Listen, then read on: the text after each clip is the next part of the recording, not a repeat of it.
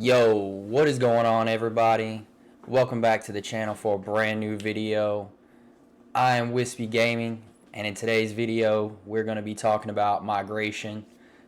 We were going to talk about the bundles that dropped, because in yesterday's video we covered the Halloween event, and at the end of it I said that I would talk about the bundle when it dropped, and it did drop along with a recharge event. But apparently every Rise of Kingdoms content creator made a video covering the recharge event and the Shifty Shades bundle. So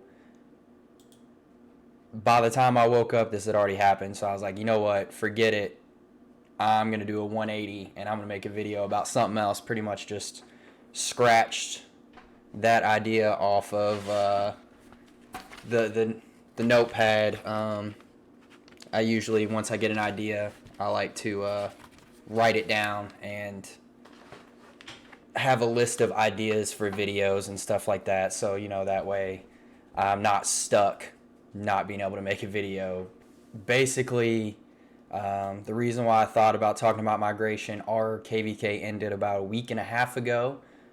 We were actually victorious, so I did end up getting the sculptures of Wu Zetian, so we were victorious. But as everybody knows, usually following a KVK, there's quite a bit of migration in and out of the kingdom. So you know what, I thought it was a really good idea to talk about it. To start off, we are going to talk about how you migrate in general. So just the bare minimum, how you migrate. You just zoom all the way out until you get the little world icon down here at the bottom right. You click on it and you can look at all the kingdoms. You click on it, long as it says developed, you're able to migrate in, long as they're not in a KVK status. One thing you need to migrate are passports.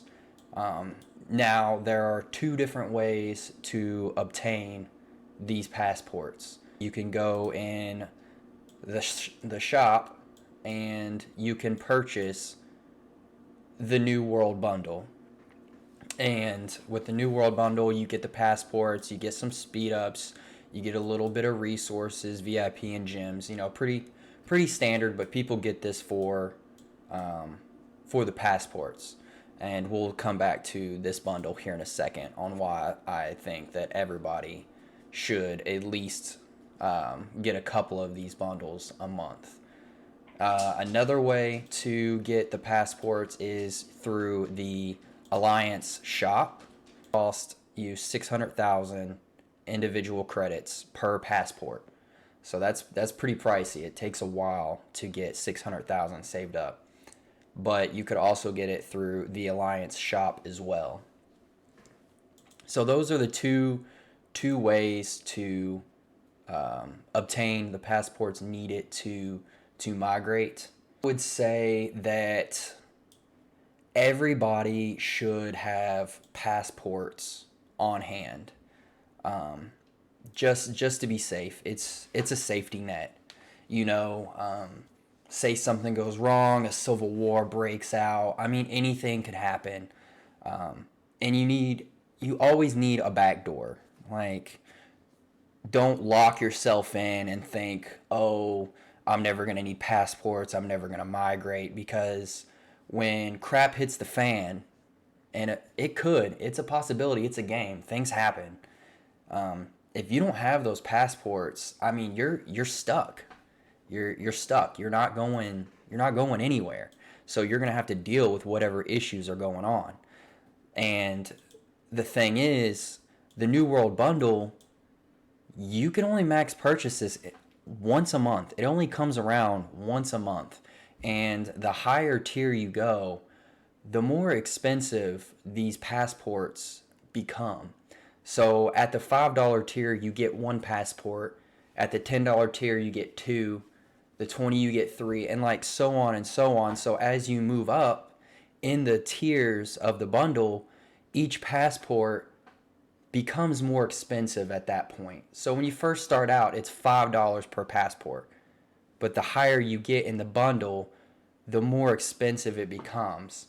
So like in this bundle right here, the $50 tier, it's more than $10 per passport. So you've more than doubled what you originally did. So I would recommend that everybody go in here and at least go up to the $15 tier. That way you're getting passports for $5 a passport, and you have a way out. You can, you have a backup plan. So there are a number of reasons for a person to migrate. I mean, there's a ton. We already mentioned one. It could be a civil war.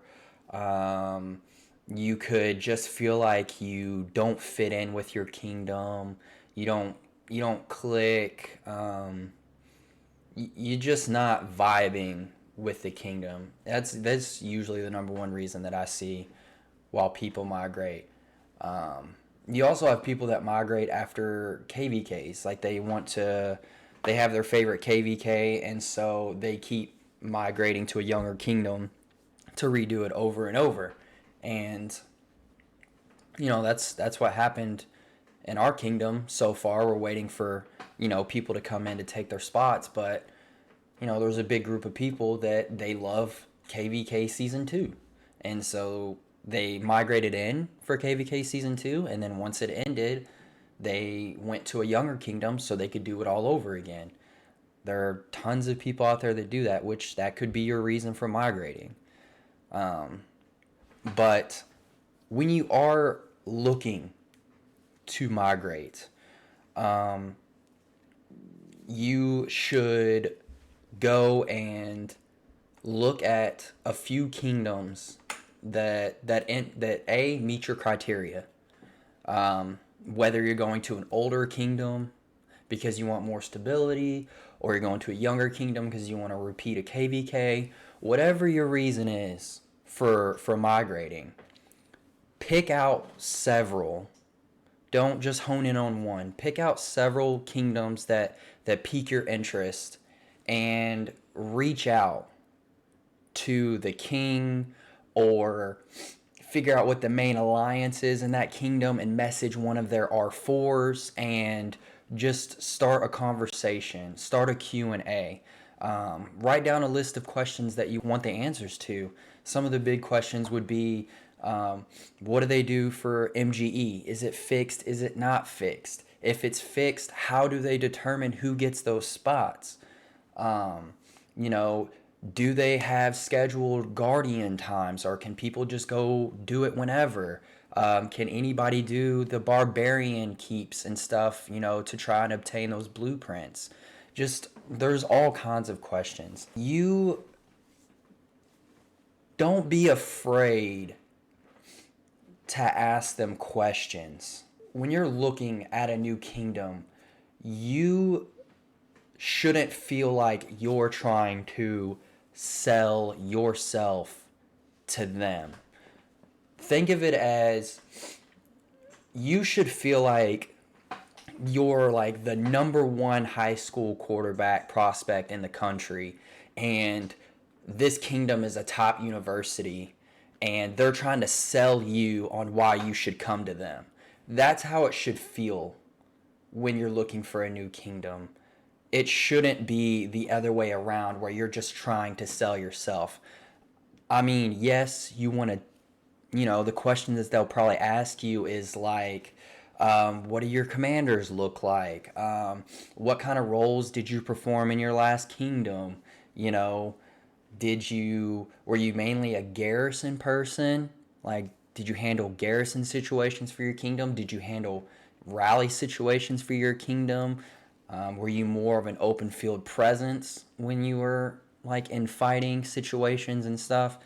Those questions are normal, but at the end of the day, they should be trying to sell their kingdom to you. You want to feel wanted. So if you don't feel that way, then it's probably not a kingdom for you, and you should probably look at a different one. Now, you may ask questions back and forth and stuff like that. But, you know, at the end of the day, it's just their word. So, they could be blowing a bunch of smoke. Like they could have a pitch, it sounds great. You're like, yeah, that's the kingdom for me. That's what I've been looking for. Like I want to go there. That's awesome. First off, once you've decided like, hey, I like what this kingdom does, I like what they have to offer, I would suggest first ask them, and this is a huge indicator if they say no. If they say no, you can't do that. Create a mini account in that kingdom that you're very interested in. So you have the interview, you like what they have to say, you're like, yeah, I'm definitely coming, but but I want to create a mini account and I want to put it in the alliance that you're going to put me in. So you create the mini account there, you join that alliance, and you spend, a week, week and a half, maybe even 2 weeks, you know, getting to know the people of that alliance. You get to see how the kingdom is run, and you get to experience it without actually sending your main account there. And then if it turns out that it's absolutely nothing like how they describe to you, well, all of a sudden you're stuck for at least a month. You cannot migrate after a month, bare minimum.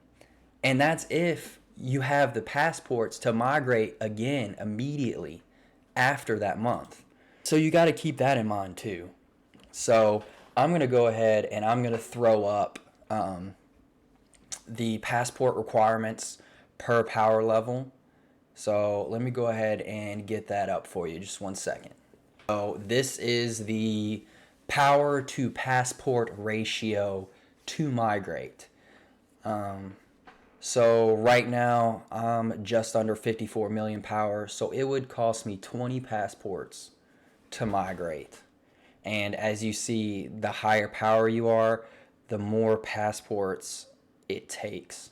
So you can see once you start getting up there in power, it becomes very pricey to migrate. And that's why it is important that if you are going to migrate, you need to land and end up where you truly want to be. Or else it could be very miserable. You could be stuck there for a while you're trying to get those passports and everything. Definitely be cautious on how you do it. Now I'm going to let you in on a very deep, dark, like secret that honestly I have yet to see another content creator bring up or even talk about in other migration tips and guides and all that other stuff. I'm going to be real with you right now. So, there are kingdoms out there that they don't handle migration well at all.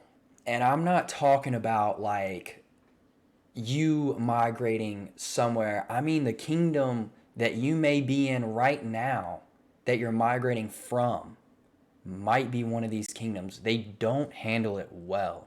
So like when they learn that somebody's migrating, they handle it in a very negative way.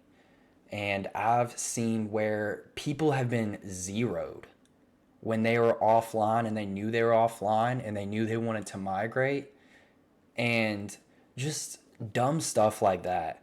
So if you're unsure if your kingdom is like this or not, then you need to hide that you're buying passports. Hide purchase info. So you can go down here and you can click this and it will show that somebody is buying the New World Bundle, but it won't show your name. So that's what a lot of people do. Or they'll go to a different alliance and do it and not be in their main alliance when they buy the bundle.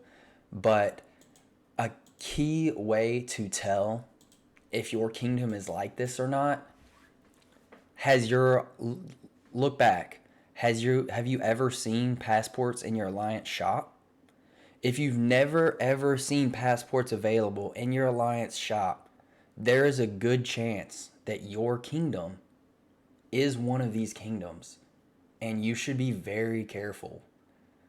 Now, if you 100% know that, your kingdom's cool with it, then, you have nothing to worry about. But I would, just a word of caution. All right, guys. Well, if you found this video helpful, go ahead and give it a like. If you're not subscribed, subscribe for more content. We can be notified every time I upload a new video, which we'll be definitely doing more regularly. Until next time, you stay classy, governors.